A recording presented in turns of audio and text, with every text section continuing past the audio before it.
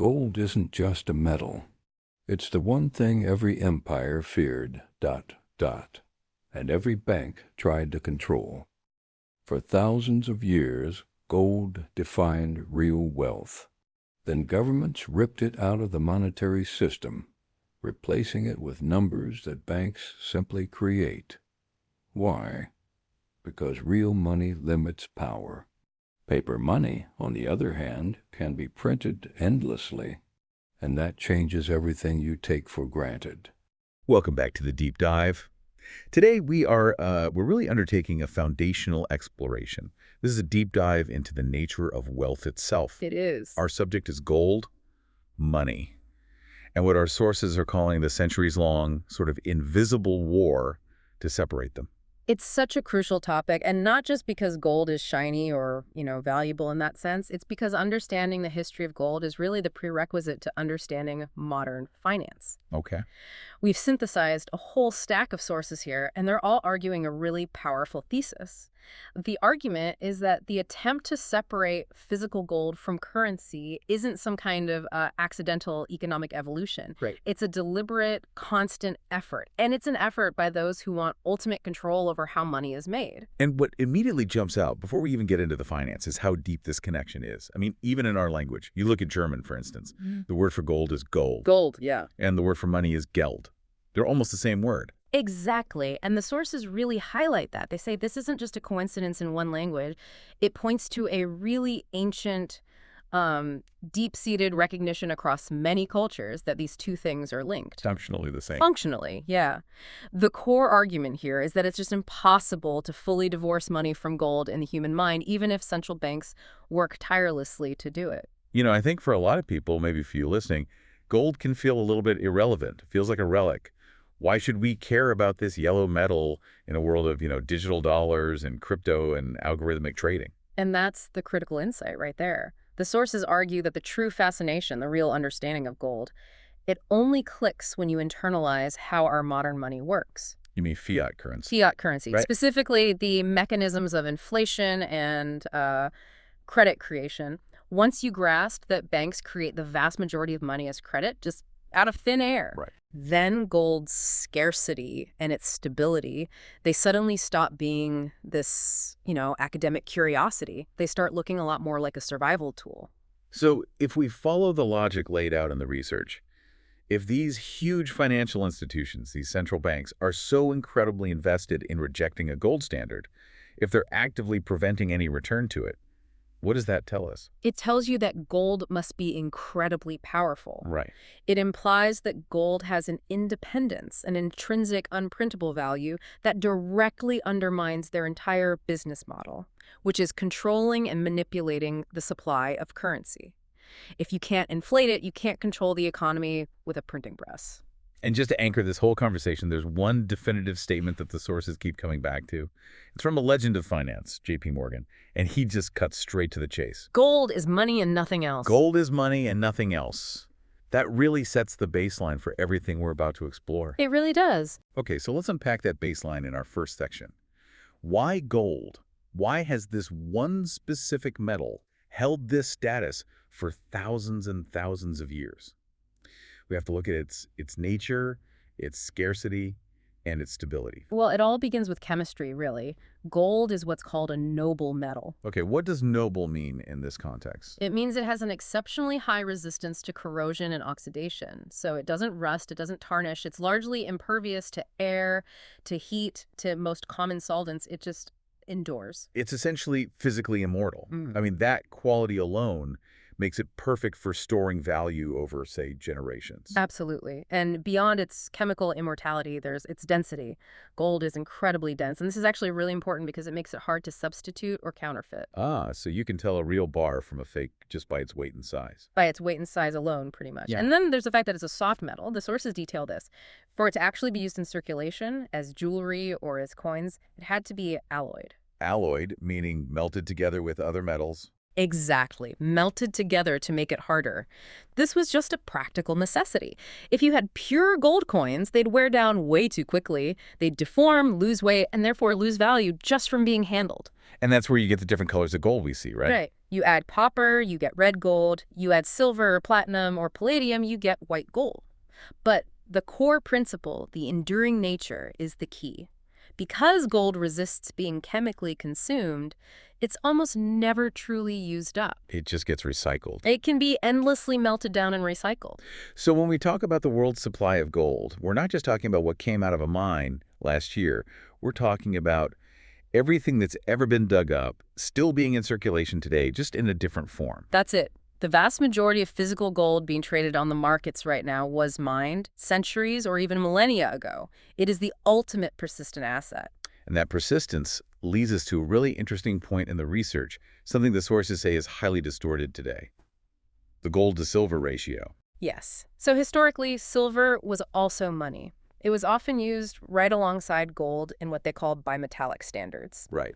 Now, in the Earth's crust, just geologically, the natural ratio of gold to silver is roughly 1 to 15. So for every 1 part gold, there's about 15 parts silver. So you'd expect their prices to kind of move in that same ratio, more or less. Historically, they did. Under natural market conditions, you'd expect the prices to correlate around that 1.15 ratio. But if you look at the market today, it's not even close. That ratio is dramatically wider. Sometimes it's 1.8 or even more. So why is this relationship so broken?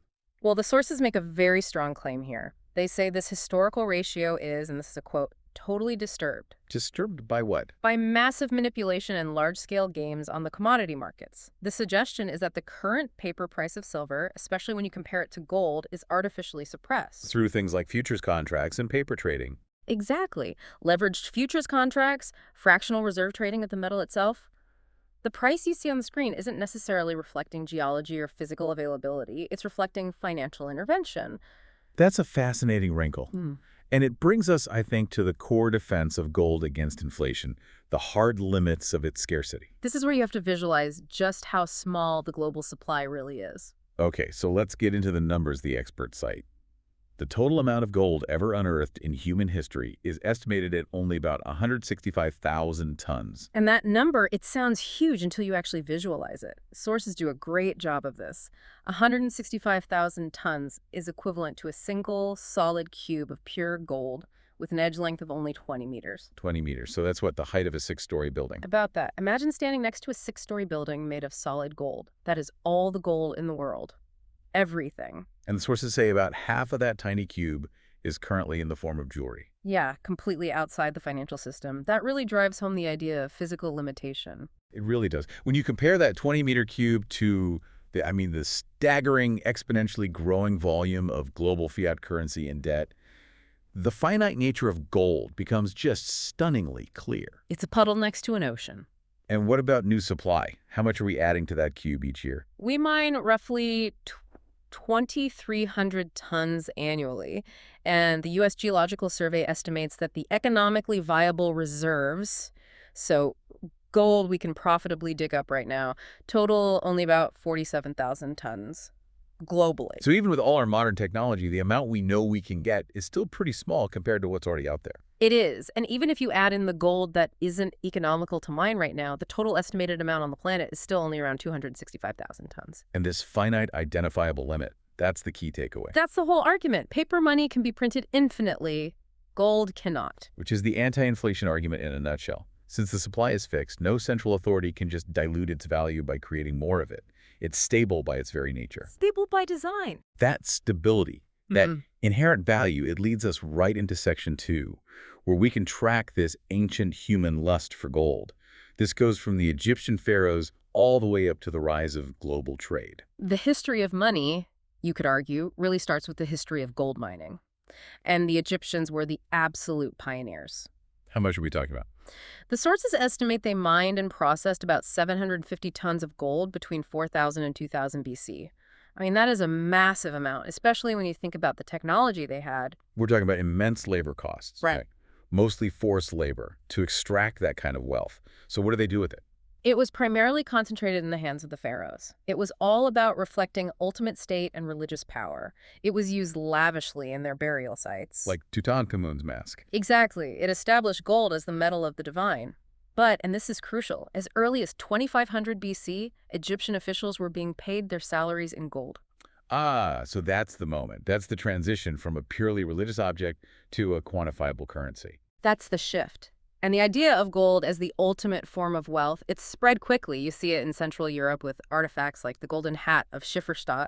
But maybe most influentially, you see it woven into the foundational stories of the West. The Bible, for instance. Absolutely. The Old Testament talks about the famed gold land of Ophir, and then you have the cautionary tale of the golden calf, the idol the Israelites made while Moses was on Mount Sinai. And the golden calf story is so powerful because it establishes gold not just as wealth, but as this object of temptation, something that can distract you from higher principles.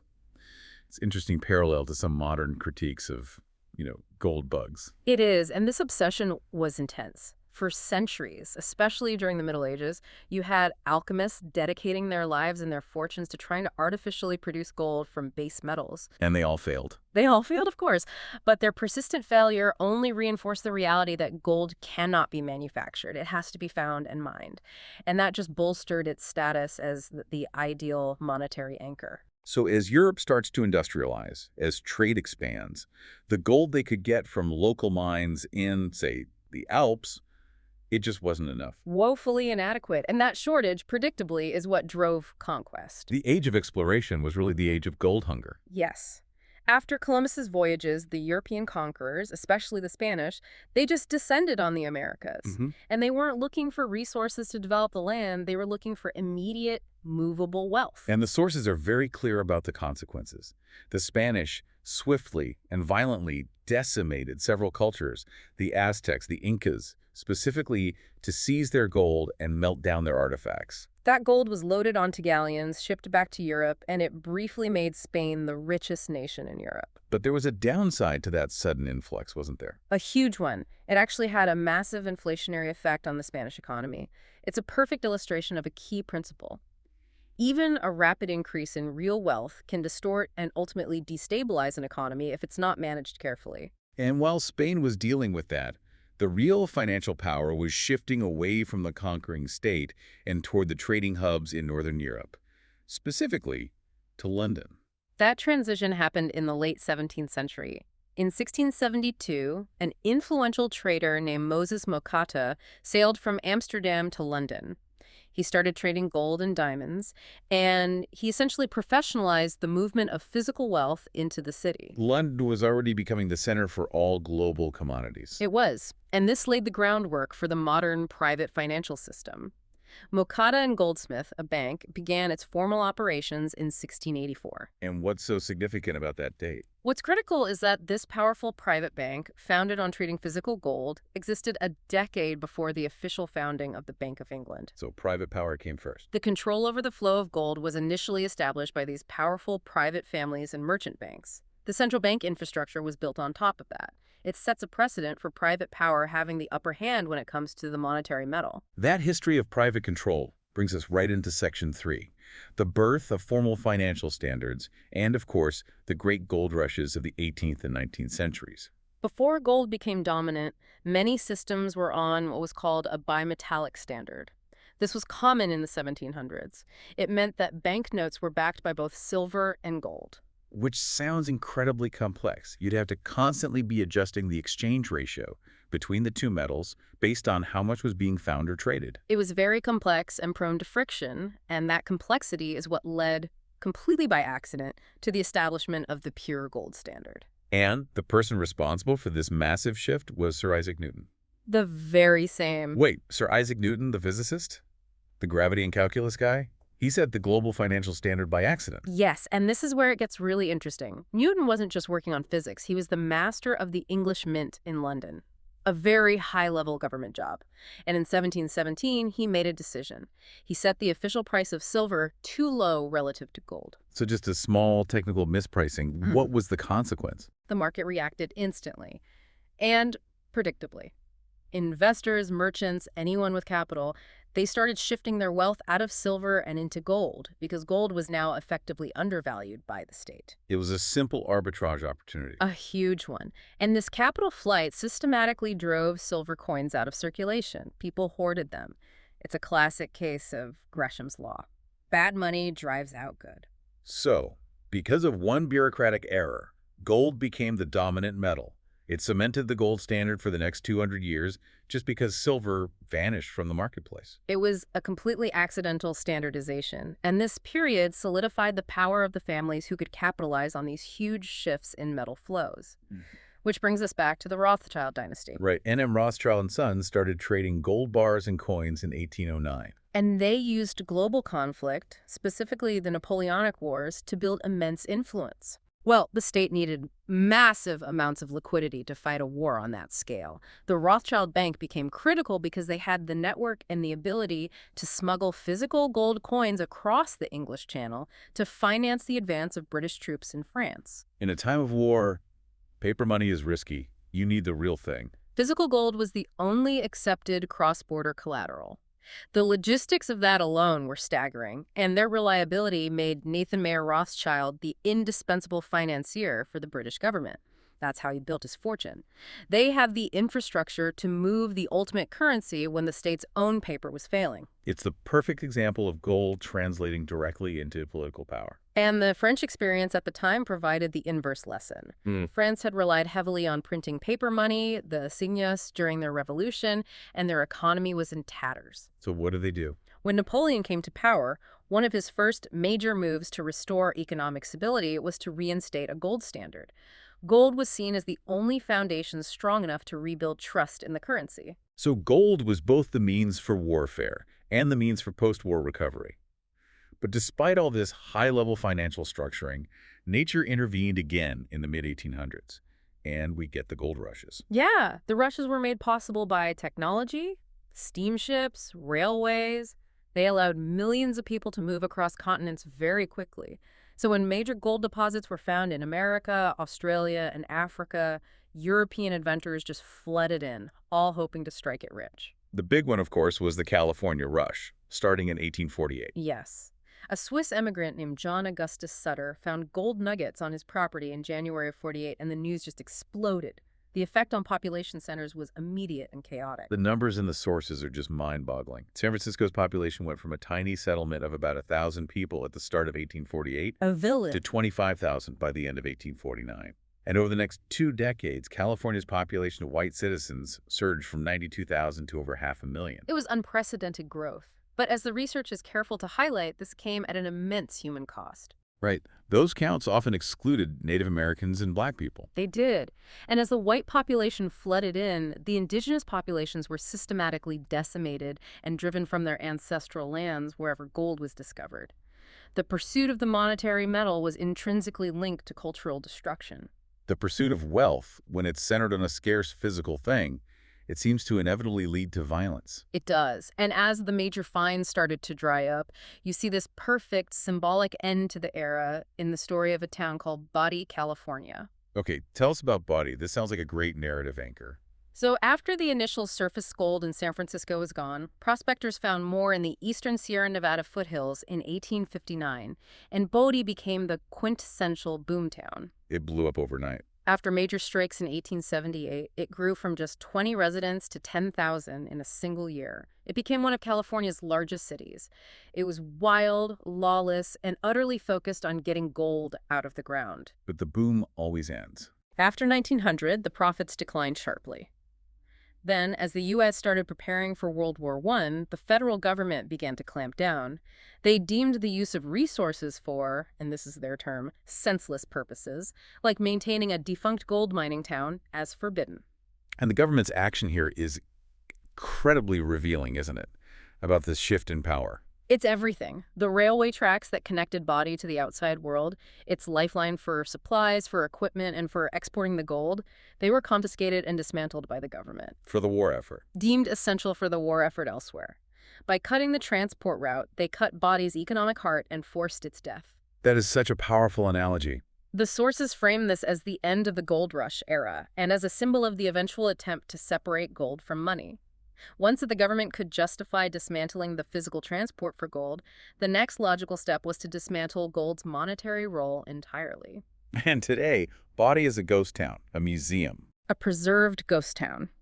And it stands, in the narrative of our sources, as a symbol of the war against gold. It's a physical monument to how the state can, and eventually did, sever that link between the raw material and the liquid capital. Which brings us sharply into Section 4, the 20th century conflict and the rise of what the sources call the banker cartel. This is the systematic, intentional depowering of gold. And the sources make a truly staggering claim here. It's one that really requires you to pause and think about the financial constraints of war. Whimsically. They argue that if the gold standard had been rigorously maintained between 1914 and 1918, World War I, a war that cost 17 million lives, could never have happened. That is an astonishing assertion. I mean, how does backing currency with gold prevent a global conflict? It's simple financial physics. If you're on a gold standard, your government cannot sustain the immense multi-year expense of modern industrialized warfare. You can't just print money endlessly to pay for it without immediate, hyper-visible consequences. Like the bank runs. Bank runs, the collapse of your currency on international markets. Under a gold system, financing a war demands either impossibly high taxation, which is political suicide, or borrowing huge amounts of physical gold. Neither of those is sustainable for 4 years of total war. So abandoning the gold standard was a prerequisite for mass destruction. It allowed governments to debt finance the war without any immediate public accountability. Exactly. Gold was depowered, as the sources say. It was relegated to the underground, allowing governments to print their way to the front lines. And the hyperinflation that followed both World War I and World War II served a secondary critical function. Which was? It distracted the population. How so? When your currency becomes worthless, you are preoccupied entirely with survival. You're trying to feed your family, find fuel, barter for goods. You're not worrying about complex issues of monetary policy or the banking structure. The public's attention was just diverted away from the yellow metal. And while the public was distracted, the state was actively trying to suck up all the private gold that remained. This was the Gold for Iron campaign. A deliberate, emotional effort during the war. State leaders would plead with citizens to hand over their gold, their savings, their wedding rings, their heirlooms to finance the conflict. And what did they get in return? Often they got an iron ring, inscribed with something like, "I gave gold for iron." So it sounds like patriotic duty, but you mentioned social pressure. The sources stress this was anything but voluntary. If you wore the iron ring, you were a patriot. If you were seen still wearing your gold jewelry, you were implicitly labeled a traitor, a hoarder, a coward. It weaponized social judgment to extract private wealth. And where did all this confiscated gold actually go? It flowed directly into the vaults of the powerful private banks. And with that gold as collateral, those same bankers could then issue plentiful loans back to the state, financing the very war citizens were forced to fund and securing enormous risk-free profits for themselves. So even after all this confiscation, the demand for physical gold for things like international settlement, it was still there. And this leads to the formal creation of the banker cartel, the London bullion market fixing in 1919. This was a decisive consolidation of power. 5 private banks, Rothschild and Sons, Mocatta and Goldsmith, Samuel Montague and Co., and 2 others, they collaborated to establish the London bullion market. It immediately became the world's largest marketplace for physical gold bars. And the gold fixing was their mechanism for control. Yes, representatives from these 5 private banks would meet daily at Rothschild's offices to formally set the global benchmark price for gold. Later, they did the same for silver. It was a price-setting mechanism controlled by a tiny group of private interests. The sources call this an economic cartel. But how did the entire world just accept a price dictated by 5 men in a room in London? The answer is the aftermath of World War I. Germany, Austria, Turkey, they had lost. And the victors, the US, England, France, had seized a huge portion of their gold reserves as reparations. So they had all the gold. They had control over the majority of the world's accessible gold supply. That granted them, and by extension Rothschild and his collaborators, the authority to set the global price. Control the supply, you control the price. Meanwhile, all these governments were officially claiming they wanted to return to the gold standard, but they had an excuse. The same old excuse. They claimed their currencies were too inflated. They'd printed too much new money during the war for the existing gold supply to cover it. And the sources call this utter nonsense. Complete nonsense. Because gold is just the anchor. All you have to do is adjust the exchange rate. If your currency is inflated, you just declare that 1 franc or 1 mark is now worth half as much gold as it used to be. The amount of paper in circulation is irrelevant. It's the fixed relationship that matters, not the specific number. Precisely. But the influential bankers use this lack of coverage excuse to resist re-anchoring the currency at any price. It kept the system flexible for them. It kept the printing press warm. Before we move on to the final break, let's just touch again on gold stability. The sources use the example of a British gold sovereign from 1913. The purchasing power test is incredible. In 1913, a gold sovereign, which is a small coin worth 20 shillings, it could buy you an expensive dinner for 3 people at a fine London hotel. Okay. Now fast forward. The sources make a broader point. 2,000 years ago, an ounce of gold could buy a Roman fiat, a fine toga, a belt, and sandals. Today, an ounce of gold can buy you a fine custom-made suit, a belt, and shoes. So the purchasing power, the ability to acquire high-quality real goods, has remained essentially the same across millennia. That is the core argument. 2,000 years of automatic price stability. No central bank, no committee, no government intervention can guarantee that. Under a gold standard, the sources argue, this stability is just built in. It's automatic. That inherent stability brings us to the final decades of this conflict in Section 5, which leads to the ultimate break with gold. After WWI, they try to compromise at the Genoa Conference in 1922, the gold exchange standard. This was the half-gold standard. It was designed to keep up the appearance of gold backing while giving central authorities maximum flexibility. The compromise was that only the UK and the USA would back their currencies with physical gold. And they could do that because they had most of the world's gold after the war. They had the lion's share. And the impact of this was revolutionary. It instantly made the pound and the US dollar the only solid currencies in the world. What happened to everyone else's money? All other global currencies were immediately rendered worthless for international trade because they weren't convertible to gold. This forced every other nation on Earth to conduct all their international business oil, commodities, everything, in pounds or dollars. That is the ultimate concentration of power. It was. The sources stressed that the US and UK were so powerful at this point that other nations simply had no say. They were forced to use these reserve currencies, which in turn allowed the US and UK to export their own inflation overseas. And this half standard, which was basically a fiat system in disguise, it led to massive global instability. It was inherently unstable. You had massive inflation, rampant speculation, the famous Florida real estate bubble of 1925 is a great example, and chaotic capital flow. The system started to collapse pretty quickly. Yeah. England abandoned the gold standard entirely in 1926. Citing the same old reason, a lack of gold to cover the inflating pound, which, again, the sources say was illogical. You just changed the conversion rate. But the political will to anchor the currency was gone.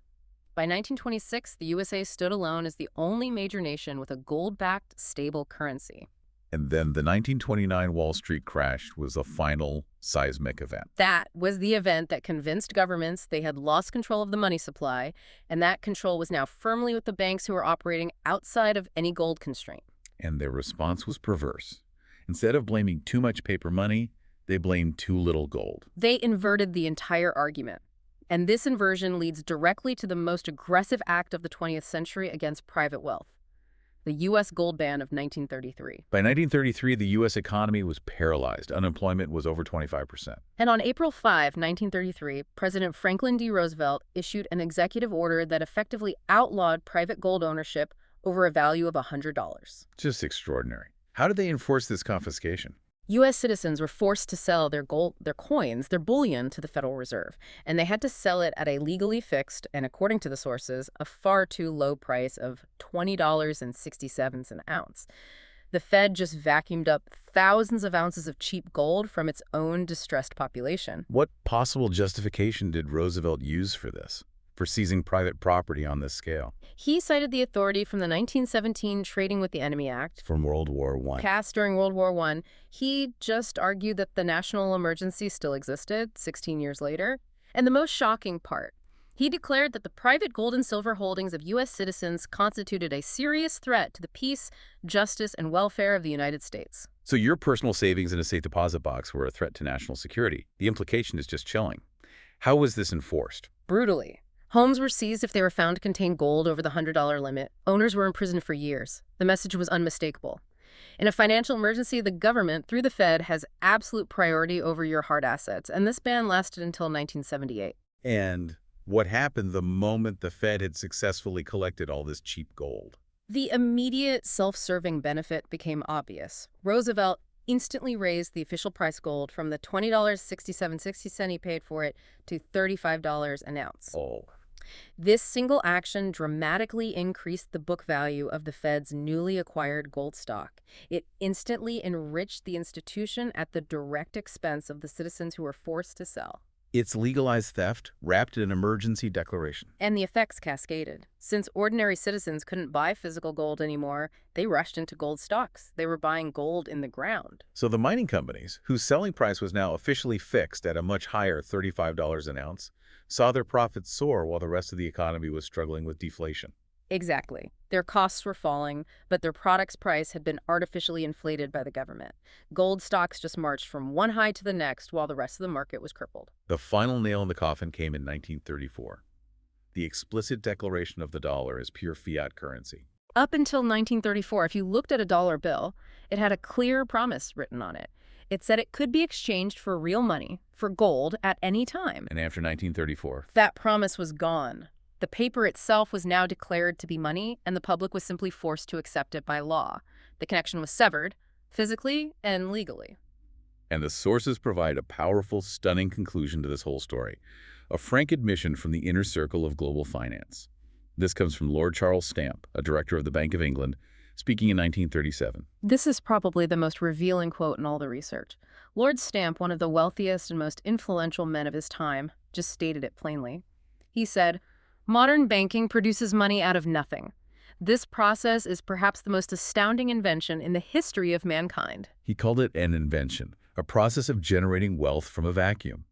But he went further, didn't he? He linked this power directly to the control of the earth itself. He did. He continued, "Take the earth away from the bankers, but leave them the power to create money, and in the blink of an eye, they will have enough money to buy it back. If you take this right away, then the great fortunes like mine will all disappear." That is an unbelievable statement. He's admitting the entire foundation of his own fortune rests on the power to create money, not on producing real goods or services. And he finishes with a chilling piece of advice for the public. He said, "If you want to be the slave of the bankers and pay for the cost of slavery yourself, then you should let the banks create money." Wow. That connects the systemic fight against gold directly to the absolute necessity of maintaining the monopoly on money creation. The war on gold is, at its core, a war for absolute control over human economic activity. What an incredible deep dive. I mean, tracing that journey of gold from the tombs of the pharaohs through Newton's accidental standard, the violent scramble of the gold rushes, and then culminating in this deliberate, systematic depowering of the asset in the 20th century. We've seen that the historical drive to end the gold standard wasn't some neutral academic exercise. The sources frame it as a systematic effort by financial powers to gain control by separating currency from a limited, physical, and therefore independent asset. From creating the fixing cartel to the aggressive confiscation of private property under the pretense of a long-dead war emergency, the theme is a constant struggle for control over the monetary base. A struggle, the sources suggest, that we can see resurfacing today. They make a very compelling case that you have to understand this history, because the conditions that led to the gold ban and the shift to pure fiat massive global debt, unchecked credit expansion, many of those conditions are recurring. So we'll leave you with a final provocative thought built directly on the incredible extremes we've discussed. Given that a U.S. president could cite a World War I emergency 16 years after the fact to justify confiscating the private wealth of his citizens. And given Lord Charles Stamp's unbelievably frank admission that modern banking requires the power to create money out of nothing just to sustain the great fortunes. What does it truly imply about the nature of financial freedom, about real wealth, when one single asset, gold, is fought against so vehemently and so violently by the very institutions who control the issuance of all our currency? The conversation ends here for us, but the choice about who controls that power of money creation, that remains squarely with you. Until next time, keep digging.